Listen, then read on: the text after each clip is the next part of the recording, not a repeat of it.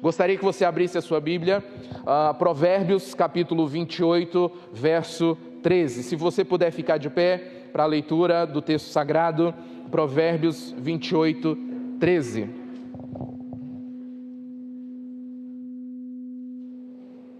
Normal esse barulho? Provérbios 28, 13.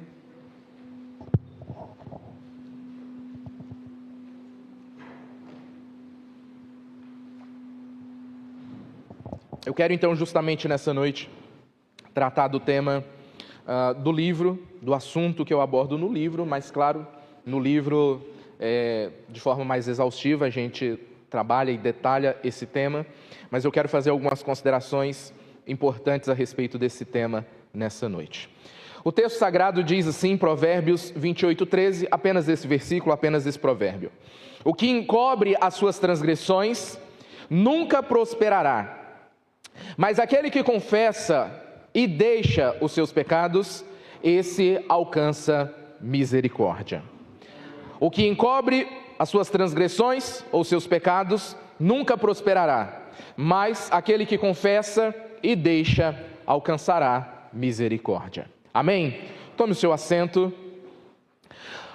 Irmãos, o livro de Provérbios, ele é um livro muito diferente de todos os outros na Bíblia Sagrada.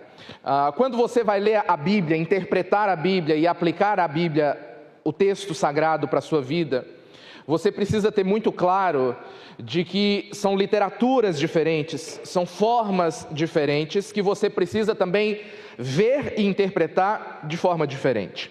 Então você tem livros na Bíblia que são narrativas, tem as poesias, tem as profecias, e tem o livro de Provérbios, assim como alguns outros, que são livros chamados livros de sabedoria, ou ditos de sabedoria. Então talvez em algum momento você vai ler o livro de Provérbios e você vai ver que parece que o assunto muda, de versículo a versículo ele vai mudando. Não tem uma estrutura de um único assunto, mas porque o livro de Provérbios, ele traz exatamente essa estrutura de ditos de sabedoria. O que nós chamaríamos hoje de ditados de sabedoria ou ditados populares.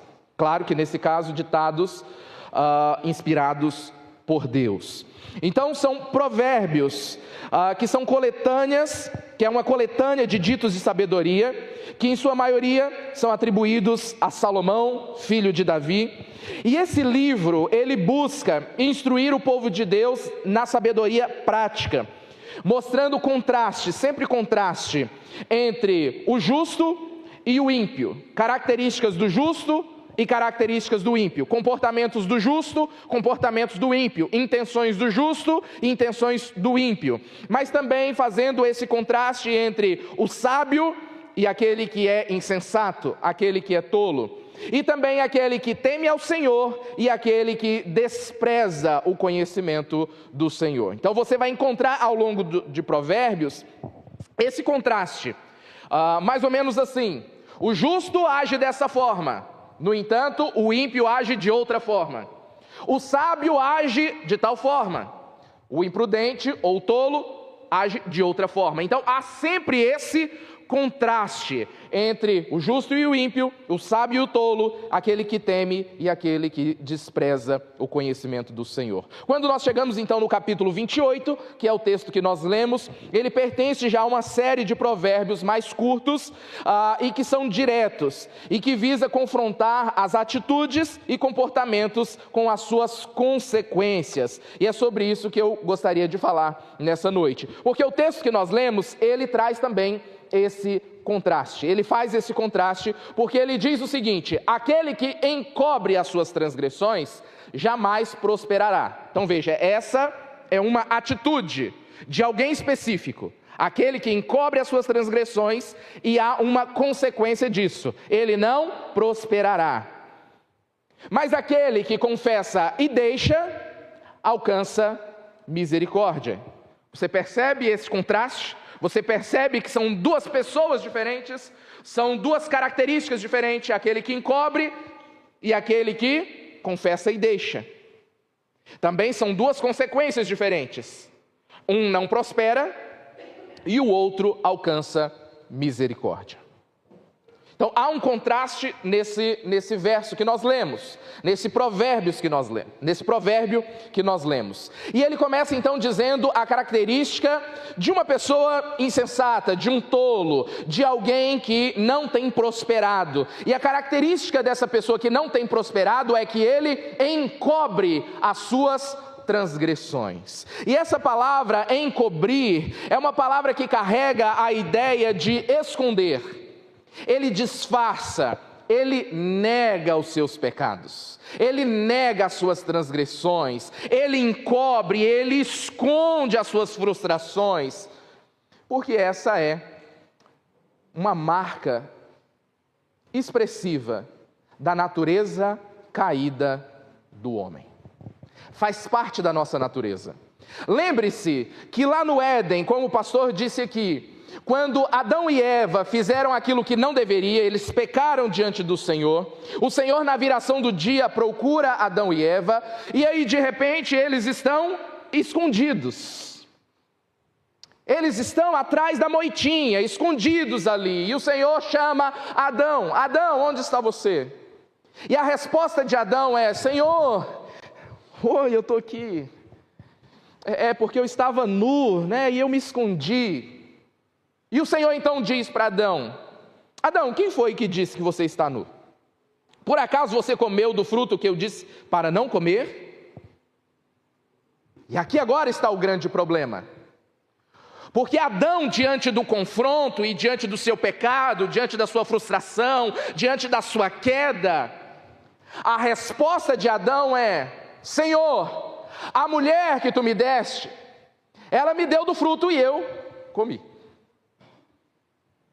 Então o Senhor direciona agora a sua fala para a Eva: Eva, por que você fez isso? E diante do pecado, diante da frustração, diante do seu pecado, a Eva diz: Senhor, a serpente me fez comer. Ela me ofereceu, eu comi. Então perceba que Adão e Eva, diante do confronto, diante do pecado, eles não confessaram o pecado, mas eles encobriram, eles negaram, eles transferiram a sua culpa, eles passaram para o outro. Adão, confrontado, ele chega a culpar Deus. Eu não sei se você percebe isso, mas Adão não culpa diretamente a Eva, ele culpa diretamente a Deus, a mulher que o Senhor me deu. Eu estava aqui tranquilo, Deus. Oh, paraíso, jardim, que lugar gostoso. Estava tranquilo, o Senhor me arrumou uma mulher. Aí deu tudo errado. Então, Senhor, presta bem atenção aí, né, no seu projeto, no seu escritório aí, porque eu estava muito tranquilo, vida boa, vida de solteiro. Mas o Senhor me arrumou uma mulher. E ela me fez comer. Eva, por que você fez isso? Senhor, o Senhor nem sabe. Ela com sotaque mineiro, né? O senhor não tem ideia. Estava andando por aqui, aí a serpente me fez comer. Eu nem queria, a serpente me fez comer. Então você percebe, Adão culpa Deus, culpa sua esposa, e a Eva culpa o diabo, a serpente. Apocalipse vai dizer isso depois, que o grande dragão, Satanás, é a mesma serpente lá do Éden. Então, diante do confronto, diante do pecado, eles estão transferindo a culpa. A culpa não é do Adão, a culpa não é da negligência de Adão, da omissão de Adão. A culpa é de Deus, a culpa é da Eva. E nós carregamos essa característica. Você já percebeu o quanto nós nos parecemos com Adão e Eva? Não só na natureza pecaminosa, porque nós herdamos isso de Adão, chamado de pecado original. Nós carregamos isso, essa capacidade intrínseca de pecar. O nosso coração, a nossa existência tem toda a tendência ao mal. É o que nós chamamos de depravação total, ou seja, tudo em nós está marcado e manchado pelo pecado. Mas não só isso nós herdamos de Adão e Eva. Nós herdamos também a capacidade de encobrir os nossos pecados. E como nós fazemos isso? Nós transferimos a culpa para o outro. Nós transferimos as nossas responsabilidades para o outro. E esse outro, muitas vezes, é o próprio Deus. Deus está me provando. Deus está me testando. Ou quando não é Deus, é o diabo. Rapaz do céu, a vida está difícil, o diabo está me tentando demais, o diabo está furioso, o diabo estraga meu carro, o diabo está me fazendo ficar doente, o diabo isso... E não é diabo não, é porque você come errado, não faz exercício físico, você não arruma o carro, você não troca o óleo do carro, aí vem o problema, você está falando que é diabo, está falando que é Deus. São as nossas negligências. E aí muitas vezes a gente também culpa o outro. Rapaz, por que você está passando esse perrengue financeiro? É minha esposa. Rapaz, que gastadeira, você não sabe. Eu tento juntar um pouquinho, logo logo ela arruma compração. O moço da Shopee já sabe nosso endereço.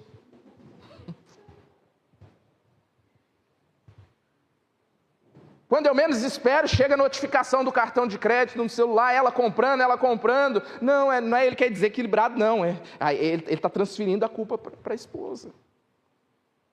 Casamento quebrado, casamento sendo desfeito, a culpa é de quem? A culpa é dela, e ela, a culpa é dele. E ninguém bate no peito e diz, eu sou o problema. Porque nós herdamos essa marca de encobrir os nossos pecados e transferir a culpa para o outro. Por que você está mal espiritualmente? A culpa é do pastor. Por que você não está congregando mais? É o grupo de louvor, que está ruim. Nossa, rapaz do céu, que ruim que está. Umas musiquinhas mais ou menos. Por que você não vai mais na igreja? Não, lá a mesma coisa sempre. Que a pessoa não percebe que, na verdade, ela está transferindo a responsabilidade que é dela. De buscar ao Senhor, de viver uma vida dedicada ao Senhor. Então ela prefere transferir a culpa para a igreja, para o pastor, para a esposa, para o esposo, para Deus, para o diabo. E aí agora, nessa era, nós temos outros bodes expiatórios, porque agora nós estamos vivendo a era dos transtornos. Fulano, por que você é preguiçoso? Não é nem preguiçoso mais, é procrastinador. É porque eu fui lá na internet, fiz um teste e descobri que eu tenho TDAH. Não consigo ler a Bíblia. Pastor, não leio a Bíblia porque, nossa, eu não consigo focar, eu não consigo... E eu não estou dizendo aqui que o transtorno não existe. Eu estou dizendo aqui que todo mundo agora quer ter para ter um bode expiatório, para dizer, eu não leio a Bíblia por conta disso. Porque eu tenho déficit de atenção, não. Porque sua mente está estimulada, você passa mais tempo no celular, na televisão, no Netflix e em tantas outras coisas, e aí é óbvio que o seu cérebro vai estar desprogramado para a Bíblia Sagrada. Então nós vamos arrumando esses bodes expiatórios. É um transtorno, é o trauma. Fulano, por que você age assim? Por que você é viciado em pornografia? Por que você faz isso? Foi por causa daquilo que eu sofri lá atrás. Foi a palavra do meu pai, palavra dura. Meu pai foi muito duro. E talvez tenha sido mesmo, querido. Talvez tenha sido mesmo. Talvez você tenha sofrido situações na sua vida que foram realmente muito difíceis. Mas a pergunta que eu quero fazer para a nossa reflexão nessa noite é: até quando você vai culpar tudo e todos pelo seu pecado, pelo seu fracasso, pela sua derrota, pela sua inutilidade? Até quando você vai culpar Deus, o irmão, a esposa, os filhos, a escola? E eu tenho propriedade para falar o que eu vou falar agora. O que eu ouço na minha terra, o que eu ouço eu não consegui romper na vida, porque eu vim da favela e eu sou negro. Sim, existem algumas dificuldades, talvez a gente tenha alguns passos atrás que a gente tenha que correr um pouco mais, talvez. Mas se eu ficasse sentado esperando bolsa isso, bolsa aquilo, esperando o Estado compensar o que aconteceu no passado, se eu ficasse esperando para ver se seria alguma coisa na minha vida, eu estaria até hoje sem fazer nada e sem ser nada. Porque eu descobri que eu não posso ficar culpando Deus e o mundo. Eu preciso me expor ao Senhor. Amém? Porque a palavra aqui é aquele que encobre as suas transgressões. O que é encobrir as suas transgressões? É disfarçar, é esconder, é negar, é fingir que não existe e principalmente transferir para o outro. Qual a consequência disso? Aquele que faz isso, aquele que transfere, aquele que encobre os seus pecados, o texto nos diz o quê? Jamais prosperará. Não consegue prosperar. Não consegue prosperar. E essa palavra prosperar aqui não se limita à prosperidade financeira, mas ela se refere à ausência de progresso, de avanço, de romper, de crescimento. E sabe por que muitas vezes você não consegue romper, progredir, avançar? E o que isso significa? Você não consegue desenvolver relacionamentos sólidos e maduros. Você não consegue ter estabilidade emocional. Você não consegue ter estabilidade espiritual. Você muitas vezes está bem com Deus, está indo bem, faz voto com Deus, faz propósito com Deus, e vai. Dali a pouco, não consegue ter uma estabilidade espiritual. Começou janeiro, você fez propósito, vou ler a Bíblia toda esse ano. Vou levantar de madrugada, vou orar. Esse ano vai ser meu ano. Esse ano vai. Chegou no meio do ano. Não precisou nem chegar no meio do ano. Você já foi e voltou várias vezes. Não tem estabilidade espiritual. Não tem estabilidade emocional. Acontece qualquer coisa, está dando crise de ansiedade. Não consegue ter estabilidade emocional. Tem medo de tudo. Tem medo de acontecer tudo de errado. E sabe por que você não consegue progredir, avançar, ter contentamento na vida, ter relacionamentos sólidos, estabilidade em todas as áreas da vida, inclusive familiar? Porque você tem preferido abafar as suas frustrações, os seus pecados, encobrir as suas faltas. Porque não é isso que o texto está nos dizendo? Aquele que encobre os seus pecados jamais prosperará. E entenda que ele usa o termo aqui, jamais. Ou seja, ele está dizendo, o provérbio está nos dizendo, é um estado constante. Enquanto você estiver encobrindo, enquanto você estiver transferindo culpa, enquanto você estiver abafando e dizendo, eu não tenho pecado, eu não tenho problema, está tudo bem, está tudo certo, você não vai ter avanço. Você não vai ter uma vida sólida. E é por isso que a sua vida talvez esteja instável.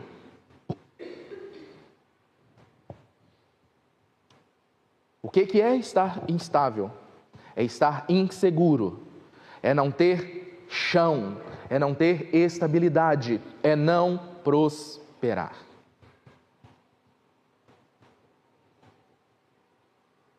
Está rodado o diagnóstico. A gente tem um problema. E a gente tem o que causa esse problema. Qual é o problema? Encobrir os pecados. E sabe o que o Novo Testamento vai dizer? Aquele que diz não ter pecado, ele é mentiroso. Mentiroso. Porque se por um lado a gente tem aquelas pessoas que você olha para ela, ela parece galinha da Angola. Quem conhece galinha da Angola aqui? Conhece? Talvez você conheça por outro termo. Sabe qual é a característica da galinha da Angola? Tô fraco. Sempre que você olha para ela, você pergunta para ela, e aí, irmão, tá bem? Não, tô fraco. Parece galinha da Angola.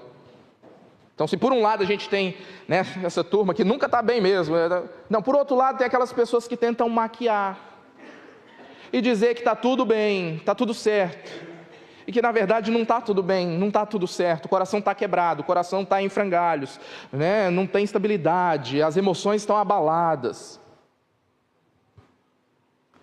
Agora, o que a Bíblia nos diz é que aquele que diz não ter pecado, ele esconde, dizendo que está tudo bem, está tudo certo, ele é mentiroso. Mentiroso. E Provérbios diz que esse mentiroso, ele não prospera. Amém? Está claro isso? Não avança, não prospera, não tem uma vida sólida, porque está transferindo, encobrindo e negando. Nesse caso, o que nós devemos fazer então? O texto continua nos dizendo o que nós devemos fazer mediante a essa realidade, dessa marca que nós temos, dessa característica adâmica que nós temos, essa síndrome de Adão. Qual que é a síndrome de Adão? Transferir a culpa, encobrir o pecado, se esconder. Diante dessa realidade, o provérbio, ele nos traz a orientação. Ele traz o contraste disso. E qual é o contraste? Mas, né? Aí ele vai para o outro lado. Mas significa contraste, em oposição. Então olha o que devemos fazer. Mas o que confessa e deixa. Se por um lado você escondia, você encobria, você transferia, agora você deve confessar e deixar. É o oposto, é o outro lado, confessar e deixar. A verdadeira restauração começa com confissão, e confissão é reconhecimento honesto diante de Deus, e se necessário diante dos homens. É arrependimento, abandono do pecado. Confessar é admitir a verdade. É admitir. E como se faz isso? Dizendo: o erro sou eu. O problema sou eu. O problema está em mim. Ah, mas aí está difícil. Aí que é a parte difícil, porque aí tem uma luta do ego e do orgulho. E o orgulho, ele luta para a gente não fazer isso. Se por um lado nós temos o Espírito Santo nos convencendo do pecado, por outro tem a nossa carnalidade dizendo o quê? Não, está tudo bem, você não precisa não, o problema não é você. Quem começou a briga não foi você, não é você que precisa pedir desculpa não. Não, deixa que ele vem. Quantas vezes você vai pedir perdão? Quantas vezes você vai atrás? Não faz isso não. Não é assim que o orgulho faz? Sim ou não? Então o orgulho, ele nos impede desse reconhecimento da verdade. Quão difícil é bater no peito e dizer: sou eu, o problema sou eu. E mesmo que o outro também tenha parte da culpa, e ainda que haja mesmo circunstâncias que me levaram para esse lugar, eu vou assumir a minha responsabilidade. Eu vou assumir o meu papel. Eu amo quando lá em Romanos 7, Paulo diz assim, ó: quão miserável homem que sou. Quão miserável homem que sou. A gente não gosta de ouvir isso do outro e nem a gente reconhecer. Quão miserável homem que sou. Algumas traduções vai dizer quão desventurado homem que sou. Não, a gente não gosta de ouvir isso. A gente gosta de ouvir que você é raridade, ouro puro de Ofir. Eu vou sempre falar isso. Se eu voltar aqui 20 vezes, 1 milhão de vezes, eu vou falar isso, porque a gente gosta, nosso ego gosta disso. Você é raridade, você é ouro puro de Ofir, você nasceu para a vitória, você nasceu para vencer, você é a menina dos olhos de Deus, você é o ponto fraco de Deus. Aí a gente, Agora, quando a gente ouve o que Paulo diz: quão miserável homem que sou. Mas isso dá uma mexida, uma estragada no nosso ego, mas que vai profundo. A gente não gosta. Vou até confessar uma coisa aqui para os irmãos. Da última vez que eu vim aqui, que eu falei essas palavras aqui que eu estou dizendo agora, no final do culto, me abordaram dizendo: eu não gostei. Mas eu falei de novo. E eu vou continuar falando por onde eu passar. Eu não falo isso só aqui não. Por onde eu passo eu vou falar sobre isso. Porque é muito fácil a gente querer elevar o nosso ego, nos colocar na plataforma, nos colocar no lugar de destaque. A gente tem ídolos no nosso coração, que é o preservar da nossa reputação, que a gente não gosta de perder, a gente gosta de estar bem, a gente gosta de ser visto, a gente gosta de estar na vitrine, mas a gente não gosta de bater no peito e dizer: quão miserável homem que sou. Mas entenda, a cura da nossa alma começa quando nós confessamos. Quando nós confessamos. Enquanto você estiver enredado por essas ideias de que está tudo bem, você é bom, você só precisa ser destravado e está tudo... Você vai continuar nessa estagnação, sem progredir, vai continuar. Agora, se você quer cura para a sua alma e romper na sua vida, progredir na sua vida, não tem chave do sucesso, não tem segredo do sucesso, a não ser confessar os seus pecados. Amém, irmãos? E você entende que esse homem que diz assim: quão miserável homem que sou, não é qualquer um? É o Paulo, tá, gente? Maior teólogo de todos os tempos, escreveu muito mais da metade do Novo Testamento. É o Paulinho que, lá no Coríntios, ele diz assim, ó: houve um homem, que não sei se foi no corpo ou fora do corpo, ele subiu até o terceiro céu, e teve revelações que nem cabe descrever. É o mesmo Paulinho aqui, que disse ter visões que não tem como descrever. É o mesmo que vai dizer hebreu, da tribo de Benjamim, fariseu, zeloso pela lei. Mas sabe o que ele vai dizer a respeito de tudo isso? Considero como esterco por causa de Cristo. Porque ele olha, quando ele olha para dentro dele, para a condição dele, o mesmo que diz assim, dos pecadores, eu sou o principal. Aí ele tem que olhar e dizer: quão miserável homem que sou. Confessar é admitir a verdade. Só que muitas vezes nós não queremos essa verdade. Só que o provérbio nos diz: confessa e deixa, porque deixar é mudar de rumo, isso demanda uma luta diária. Confessar é reconhecer, mas agora você também precisa deixar, e esse deixar demanda luta, batalha, perseverança. É por isso que eu tenho falado sobre essa questão de transtornos. Porque a pessoa vai lá na internet, e eu repito, eu não estou negando e não estou dizendo que existe, eu estou dizendo essas pessoas que vão na internet e fazem teste e se dá diagnóstico. Aí ele fala: eu tenho esse tal problema. E aí, ao invés dele continuar lutando com aquilo que a Bíblia diz ser pecado, aí agora ele justifica. E o que ele faz? Ele não luta mais. Ele não vai lutar mais contra a procrastinação, ele não vai lutar mais contra... Está entendendo? Não tem uma luta, porque agora ele encontrou um bode expiatório. Então ele está descansado, está tudo bem, está tudo certo. Mas a Bíblia nos chama, quando o Senhor Jesus nos chama, Ele também nos chama para um campo de batalha, para um campo de guerra, que Paulo vai dizer que é entre carne e espírito. É uma guerra, é uma luta.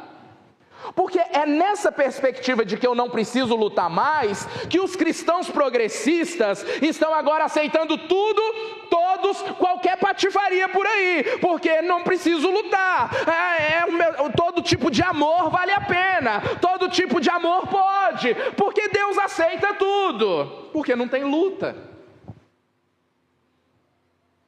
Mas entenda que quando o Senhor nos chama e nos justifica, Ele também nos coloca num campo de batalha.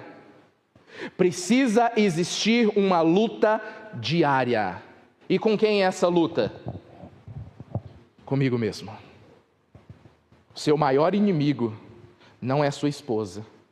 Seu maior inimigo não são seus filhos. Seu maior inimigo não é o seu vizinho que liga o som alto de madrugada. O seu maior inimigo é você. Ah, mas a Bíblia diz que a nossa luta não é contra carne e sangue, mas contra principados e potestades. Isso, justo. Só que sabe o que os principados e potestades fazem? Ele utiliza justamente o seu coração enganoso, perverso e maldoso para poder te destruir. É por isso que a minha luta é aqui, é uma luta interna. Então reconheça quem você é, reconheça os seus pecados, reconheça suas fragilidades, reconheça suas limitações, reconheça suas frustrações e agora lute contra elas. Porque ao invés de lutar é mais fácil transferir.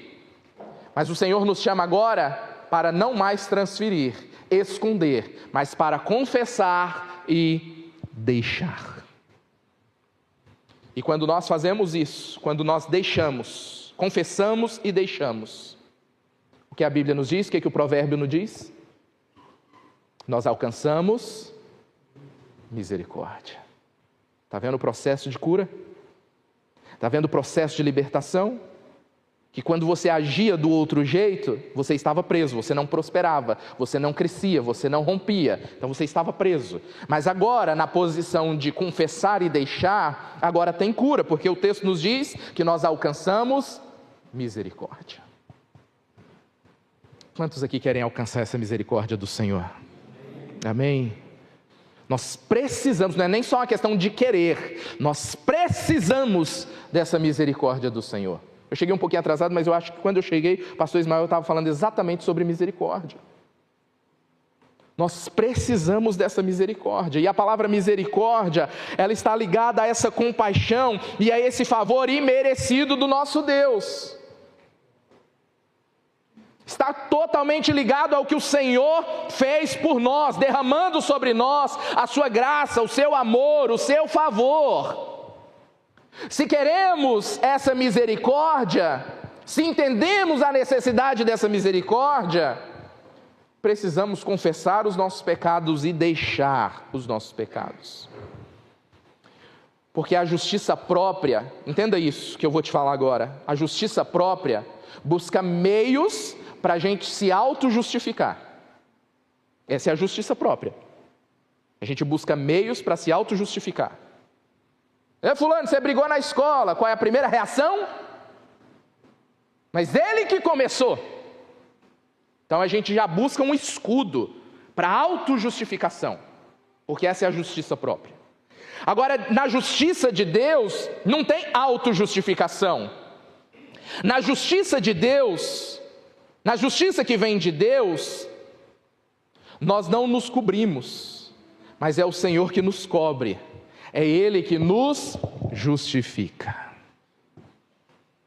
O Senhor Jesus nunca aceitou que a gente viva em autojustificação, que a gente resolva o nosso problema, até porque a gente não consegue. Vamos voltar para Adão e Eva, quando eles pecaram, entenderam que estavam nus, o que eles fizeram? Além de encobrir, justificar, eles fizeram roupas de folhas para cobrir. Eles não fizeram isso? Sim ou não? Eles fizeram roupas para cobrir de folhas. Só que quando Deus vai lá, confronta eles e traz a consequência do pecado deles, no final de Gênesis 3 vai dizer que Deus então fez roupas de pele de animais para que eles pudessem cobrir a nudez.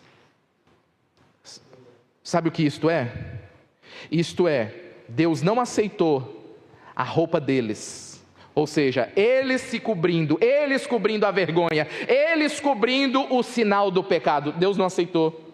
Não adianta a gente querer resolver o nosso pecado com os nossos métodos. Não tem como a gente resolver os nossos pecados pelo nosso esforço. Esforço no sentido de redenção, redentivo. Então não tem como a gente se cobrir. O que Deus fez? Ele fez o primeiro sacrifício da história. Você entende? Que o Senhor Deus fez o primeiro sacrifício da história. Ele matou um animal ou alguns animais para fazer roupas, porque era Deus que deveria justificar e cobrir o sinal do pecado de Adão e Eva. Isso é justificação. Não é o homem que se justifica, é o Senhor que justifica o homem. Justificação é alguém pagou o preço, alguém se colocou no lugar do outro. Você devia, mas alguém pagou o preço por você. E esse alguém se chama Jesus. É Ele que nos justifica. É por isso que a palavra do Senhor diz que Ele é a propiciação dos nossos pecados. Sabe o que é propiciação? Propiciação vem da palavra propiciatório. E não sei se você sabe, mas propiciatório era a tampa da Arca da Aliança, que cobria a Arca da Aliança.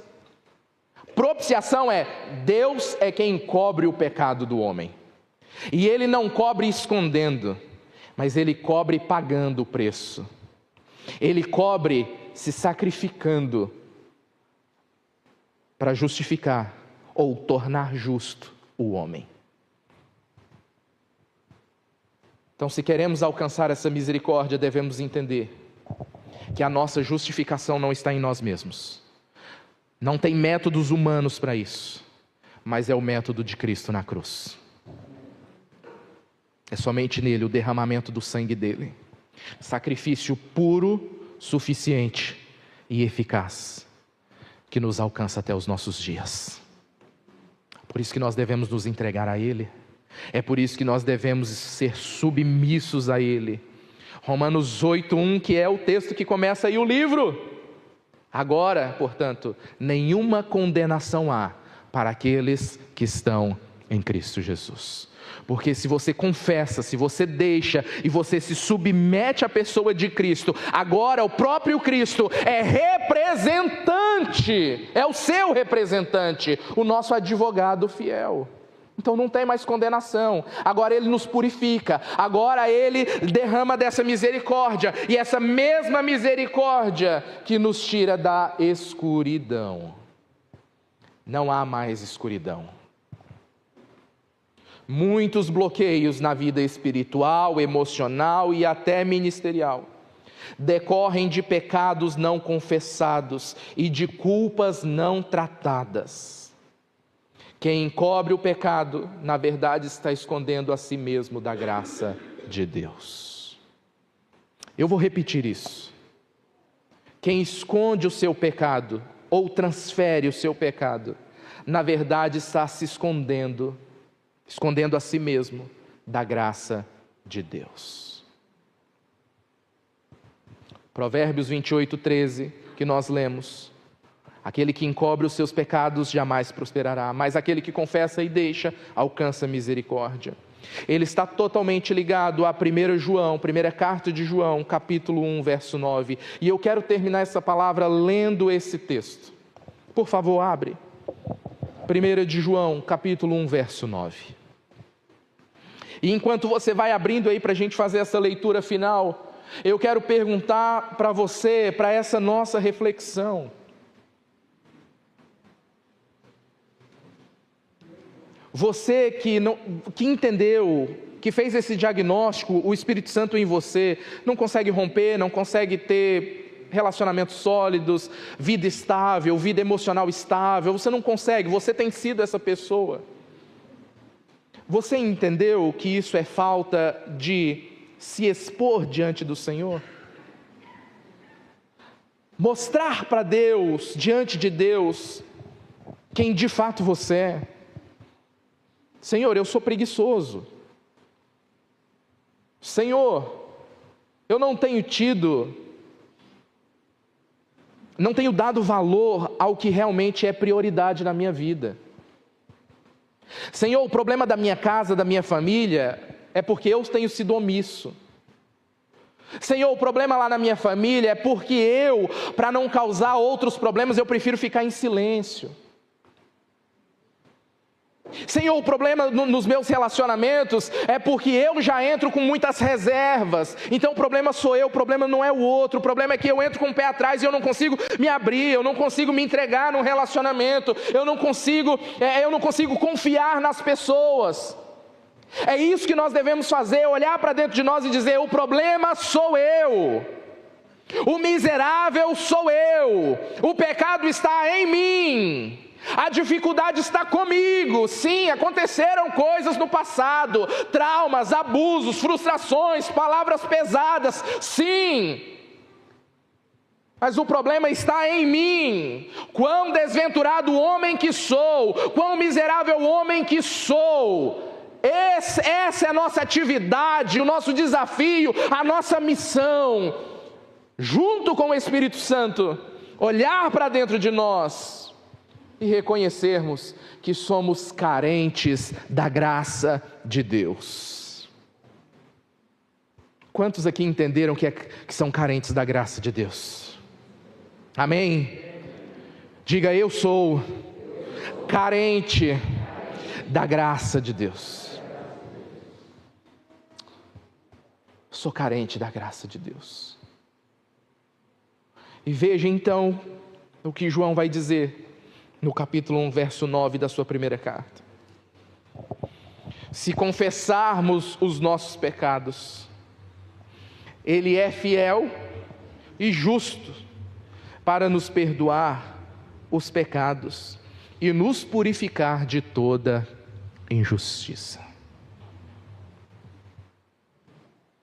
Quando nós lemos textos assim, a gente pode imaginar que esse purificar de toda injustiça está ligado apenas ao processo de entrada no céu. De que agora eu fui purificado, agora eu estou apto para entrar no céu, porque o Senhor me tornou apto para entrar no céu. Sim, isso também é a primeira parte. Mas quando o texto nos diz que Ele nos purifica, que Ele nos perdoa, isto é, o Senhor cura a nossa alma. O Senhor cura as feridas do nosso coração. O Senhor sara traumas não tratados.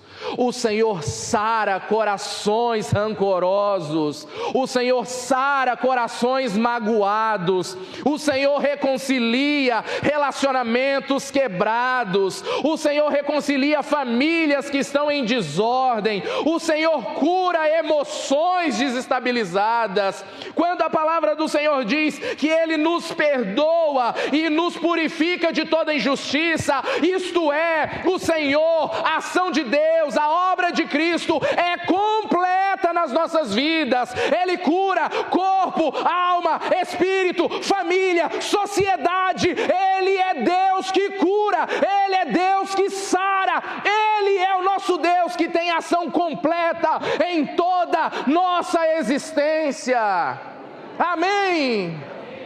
E eu vou fazer a mesma pergunta que eu fiz hoje de manhã: será que a gente ainda acredita na soberania de Cristo?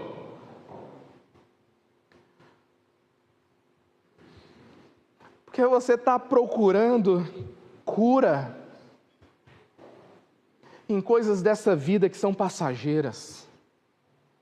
A sua cura não está no psicólogo, a sua cura não está no psiquiatra, a sua cura não está nos estimulantes, a sua cura não está na internet, a sua cura está no sacrifício de Cristo.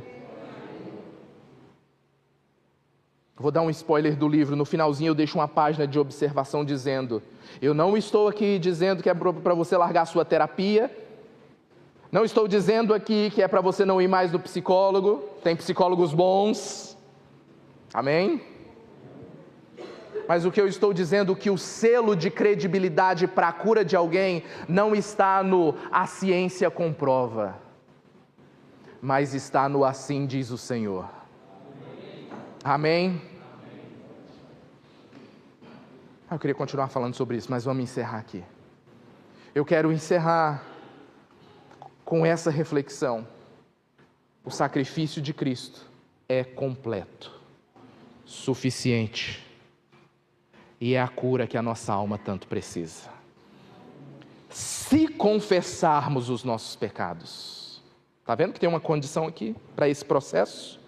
Se confessarmos os nossos pecados. Que pecados são esses? A gente está acostumado a pedir perdão pela mentirinha do dia a dia, porque deu dedo lá fora para o cara na rua, no trânsito. Pede perdão porque xingou alguém, porque né, esses pecados mais assim. Mas o Senhor está dizendo que nós devemos confessar todos os nossos pecados, inclusive esses que a gente gosta de esconder, encobrir. Se confessarmos os nossos pecados, Ele é fiel e justo para nos perdoar os pecados e nos purificar de toda injustiça. Está aqui o remédio que você precisa. Está aqui o tratamento que você precisa. Até aqui você tem andado como vítima de tudo e de todos, culpando tudo e todos.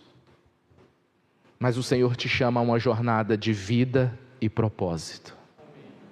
Amém?